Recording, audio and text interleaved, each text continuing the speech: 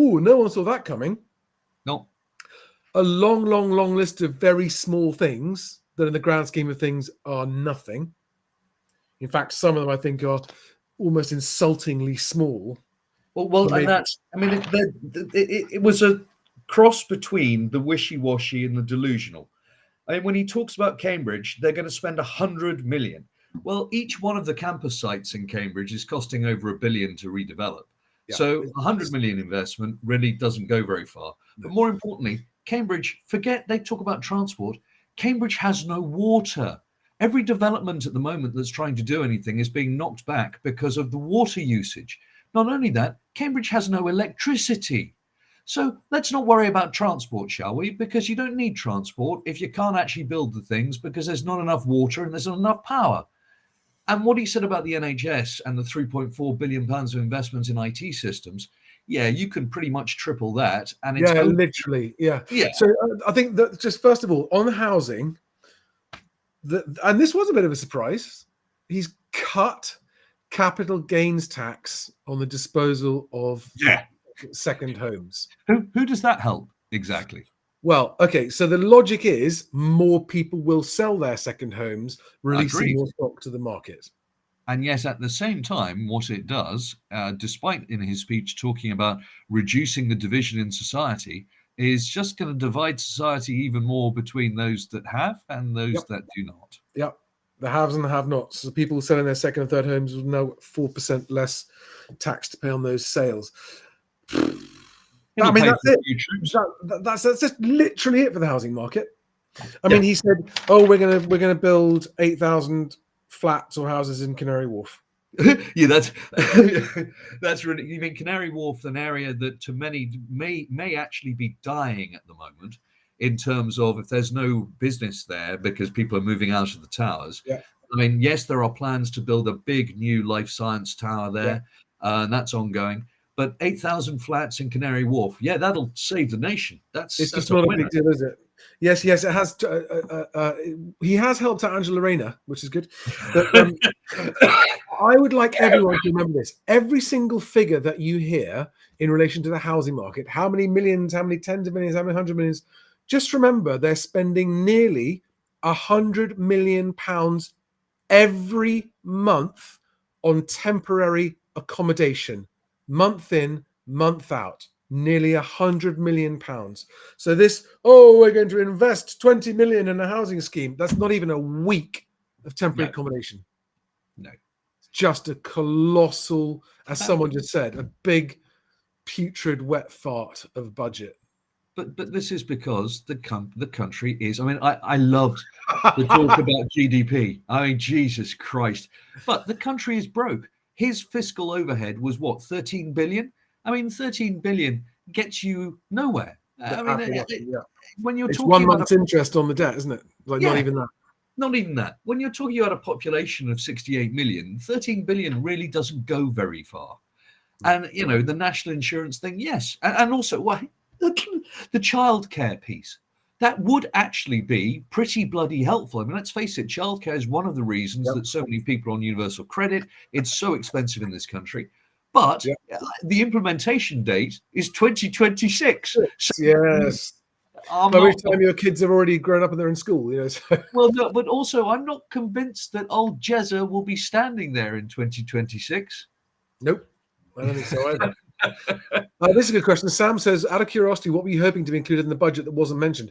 Well, you mentioned it to me, and I parroted what you said, which is that they might pull something like Myras out of the bag, but no, they didn't. I mean, I really wasn't expecting anything other than what they already teased, which was all over the headlines this morning: 2% cut in national insurance.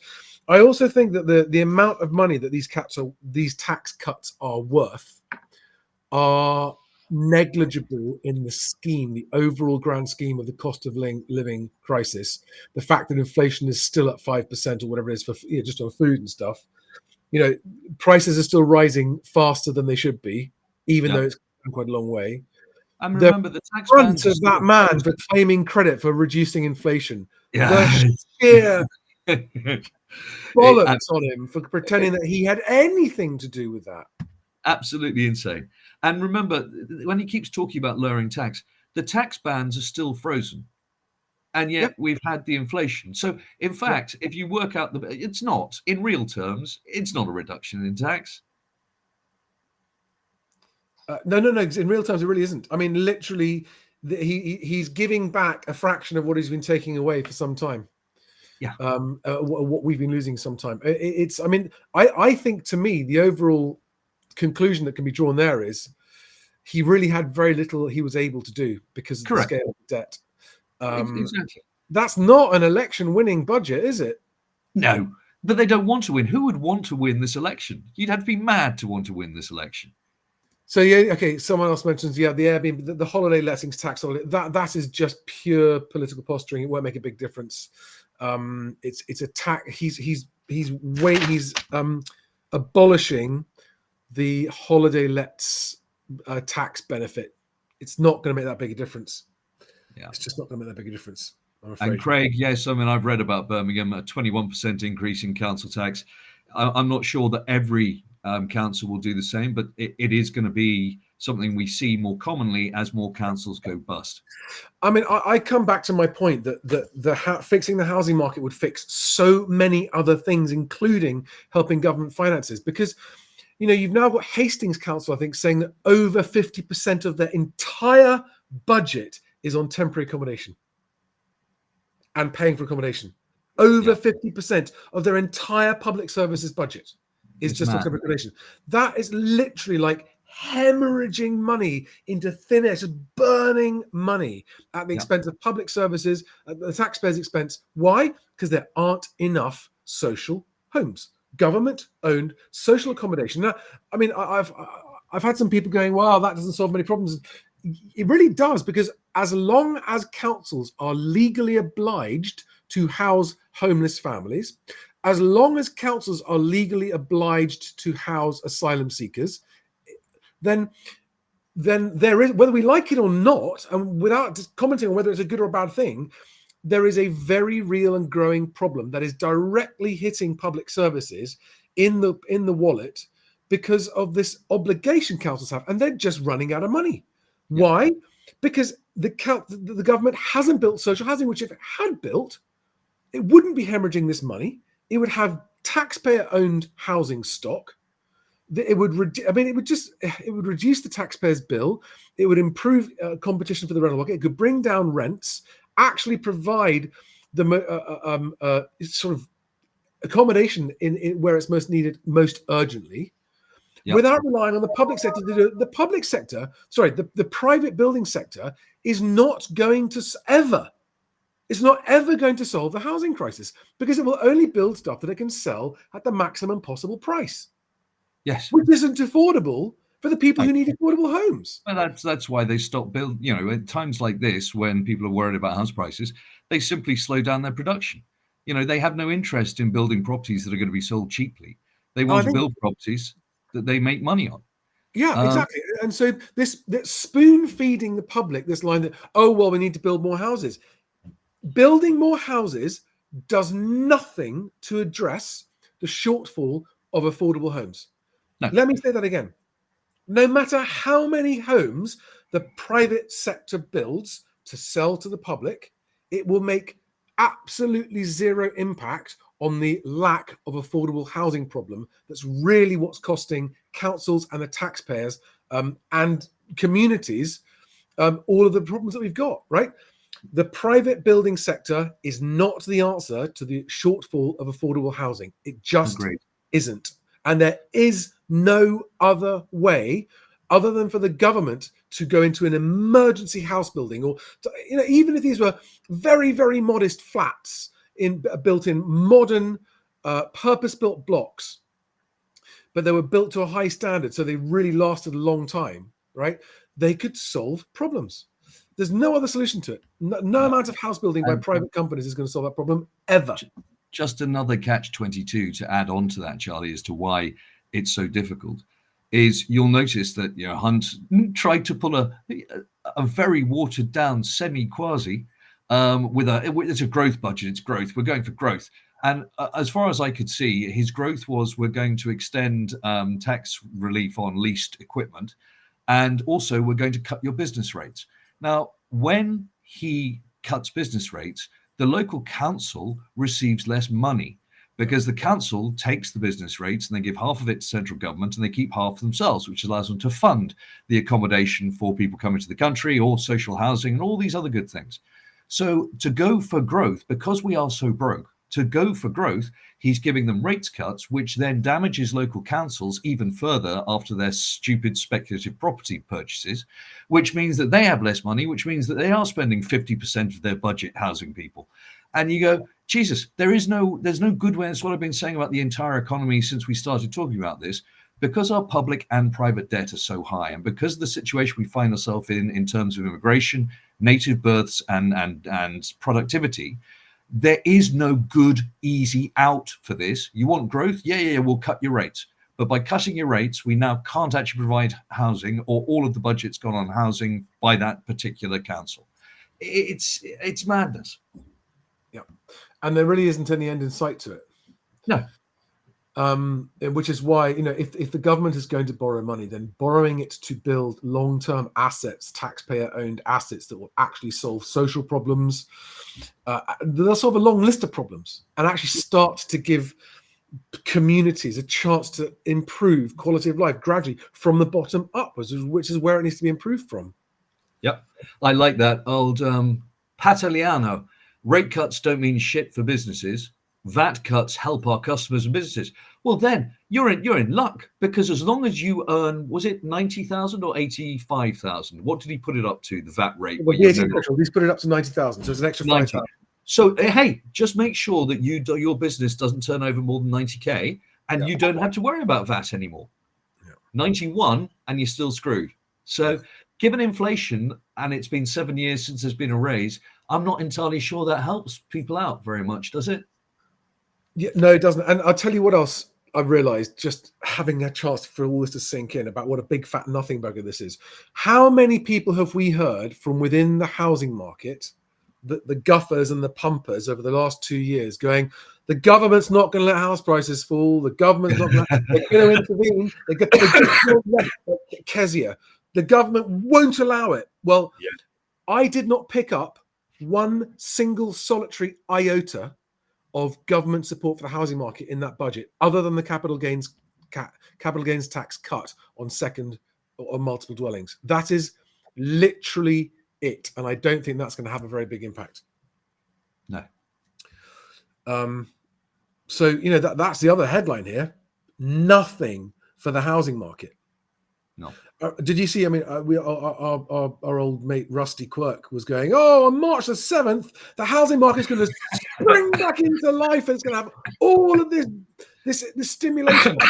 Actually, thank God, because notwithstanding the short-term pain of house price falls for certain people, nothing is going to improve affordability faster than falling house prices. Yep. That's my view, right? Literally nothing. And falling house prices, whilst it may have an effect on businesses, I mean, if we can get transaction volumes picking up on the back of falling house prices, then actually the pain is somewhat offset. As long as people are starting to move again, and there's social mobility, and the moving industry can start, and people can start to, there's building work again. That division in society, the division in society we've talked about at length, it's very simple. The people who will be hurt by house prices falling are not the silent generation boomers who currently live in those big houses. They will not be hurt. Their children will inherit less. Okay, I mean, that's bad, but conversely, their children will be able to afford better houses because the house prices will be lower. So who does it really hurt? The only people it really hurts are people who have bought in the last, 5 years, let's say. And that is very sad that those people would be damaged by falling house prices, potentially, if they had to move or if they had low equity in their property. And the Lambo landlords, they're going to get hit. Well, I really don't give a flying fuck about them. But just genuine, normal people who have tried to get a family together and they said, I've done all the right thing. And it's horrendous, but this is the reality of society. And it doesn't matter what you try and do. You're going to hurt someone. You're always going to, no matter what policy you enact, you will never please all of the people all of the time. But there will always be injury to some. And surely it is better for that injury to be, and I apologize. The ones most able to actually withstand it. Well, they are most likely to be people in their 30s and early 40s. It will be devastating and terrible for them, but they will still have 20 odd years of their lives in a career, or 30 years, given we're going to be working till 70, to try and make it back. That's a horrendous thing to say, and I feel horrible for them. But it's better, surely, than pricing out everyone under 35, let's say. Oh God, exactly. This is the point. So you got to look at the country as a whole. You got to look at society as a whole. And society, this country has been enjoying a property party for decades, with a couple of blips, but it's basically been enjoying a property party for decades.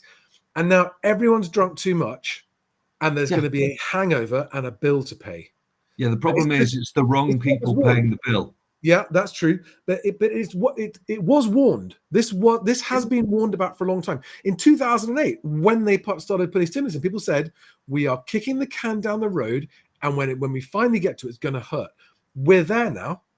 We're absolutely there now. And but this is mixed news. I can't think of a collectively less painful way to move to a point where people can afford to buy homes and start families than by allowing house prices to naturally settle to a natural level without any artificial propping them up anymore. Yeah.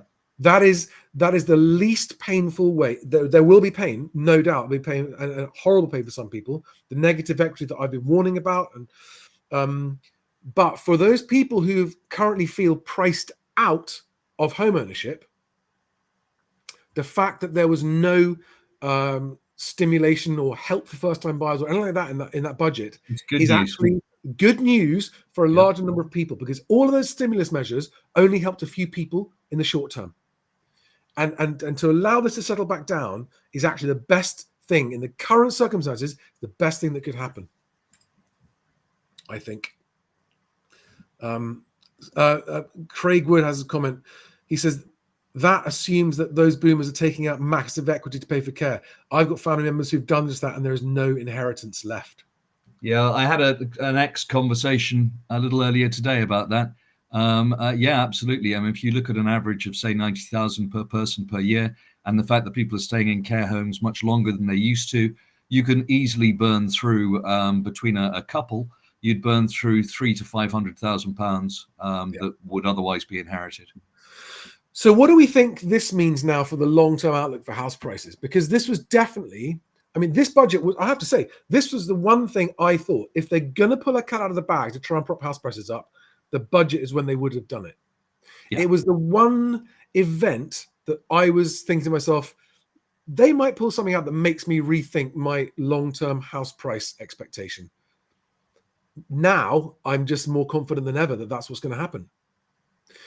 We are seeing a replay in 2024 of what happened this time in 2023, when the narrative around the housing market, oh my God, Phil Spencer was on last night with the chief executive of Property Mark.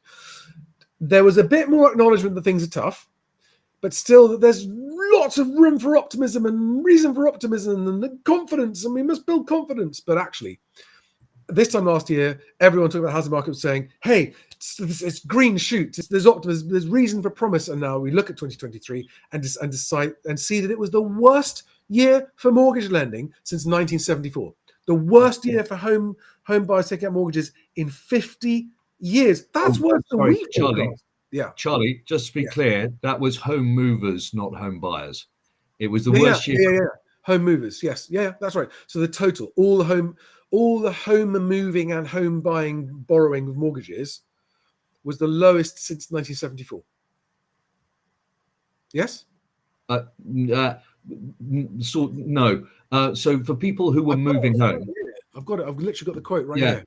I think it's just a misreading. So for people who were buying, for first-time buyers, it was the worst year since 2013.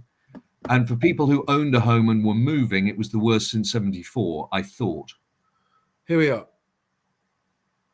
The number of loans made to first-time buyers was lower since 2013. Yeah, so first-time buyers, yes. Yeah. But home movers were hit even the ones, harder. it says the ones who don't receive the same sort of help and stamp duty. So people who already own a home and move, Yes. it's worse than 74. So that's separate to first-time buyers, is it? Correct. Okay. All right. But there you are. So, I mean, the point is, that's how bad the home moving market was last year. Yeah. When the commentators of the market were going, oh, no, everything's fine. It's okay. It's just a blip. Everything's fine. Everything's fine. And 2024, so January's completion data from the government, I've got that. I happen to have that up as well. Yeah, it's pitiful. Well, it's not surprising because if you go back to mortgage approvals 2 months ago, 2 months before January, were atrocious. So of course it's down. I mean, I predicted. We've chatted about this. Yeah, it is the worst figure. Yeah, so the actual completion data is transactions is, which is bad news. I mean, this is not good news for prices or anything. It's just people need to move. So 2024. I am a realist, and I'm looking at what I can see. And 2024, especially with the looming election, which some people are now expecting to be sooner rather than later, that might actually help the second half After of the that year. budget, why wouldn't? I mean, let's face it, that was not a budget saying give us a few more months and we'll turn it round. That was just a pile of nothing. So they may as well do it in May. It's been a fun ride. We'll be checking out soon. Thanks and goodbye. That's what that budget was. Peace out. I'm just going to give my mates one last capital gains tax cut. Yes, exactly. They can get the money out. Yeah. So I'm afraid I now, on the back of that, so people are forecasting 10% more transactions in 2024 than 2023. That is still a pitiful. If that's the most optimistic the housing market is, that is pitiful given how poor 2023 transactions were. We still don't have the total amount, do we? From the land registry, we've only got them from HMRC. Yeah. I mean, there has been a bit of an uptick in activity.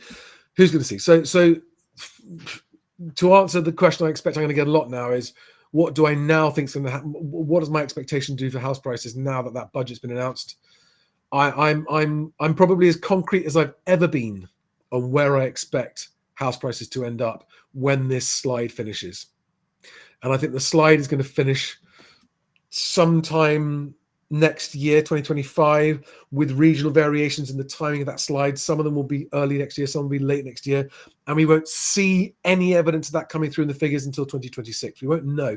And they may keep you on slide. I don't know. Beyond 2026, I don't have an outlook other than nothing I can see is going to be picking house prices back up anytime soon.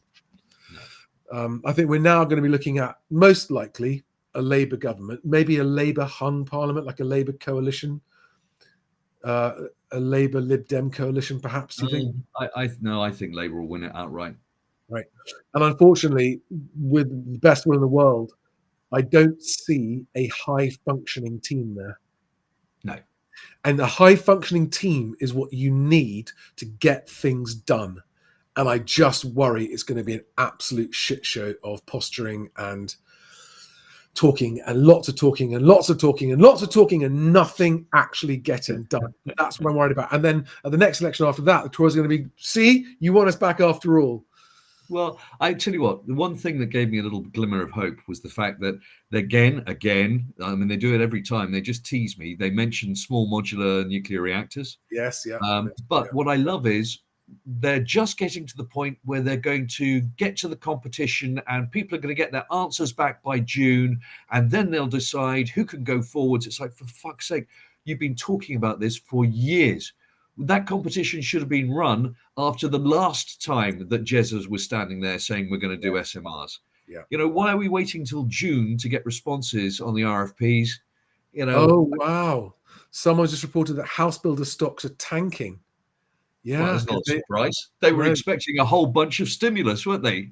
Everyone was going, yeah, it's going to be great. They were hoping for it, certainly. Whether they were expecting it, I don't know. But so all of those things, all the things that they were clutching at straws of hope for good news, nothing. Like a resounding nothing, wasn't it? It wasn't just like a nothing. It was like a nothing with a gong. Yeah. It was a big. Yeah, to be fair, when they say housing stocks are tanking, that's not strictly true. Housing stocks accelerated this morning massively and went up. Okay, and they come back down again. And they just come back down because they went, oh, fuck. Okay.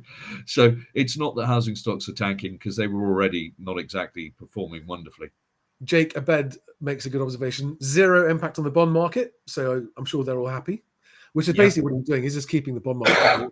Correct. Because otherwise people will be talking about higher mortgage rates. Right. Yeah. I wouldn't. Yeah.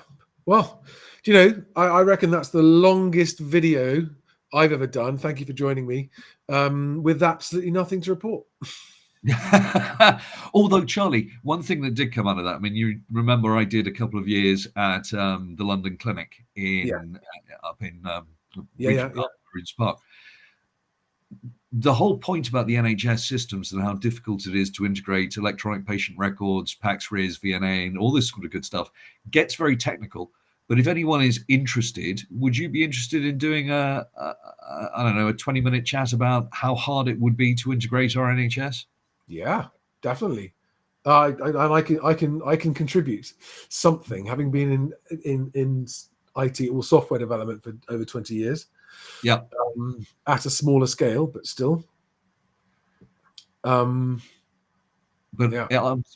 electronic patient record systems and putting in vendor neutral archive is exactly what I was doing at London Clinic a decade ago. And that's a single hospital.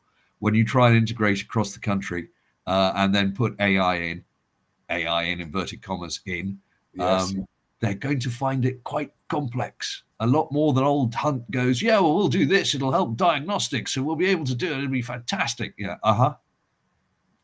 I wonder, I would like to have that conversation and do that video about that. That would be cool. I'm just thinking how sellers must be feeling now. Sellers who've been holding on, waiting for the market to improve. Yeah. If you're a seller waiting for the market to improve, how does that budget leave you feeling? If you're watching this, if you're a house seller with your house on the market at a price and it's not selling, and you are hoping for something in the budget to give you a reason to think you're going to get the price, are there any sellers watching who'd be happy to share how you now feel about what you should do with your house price?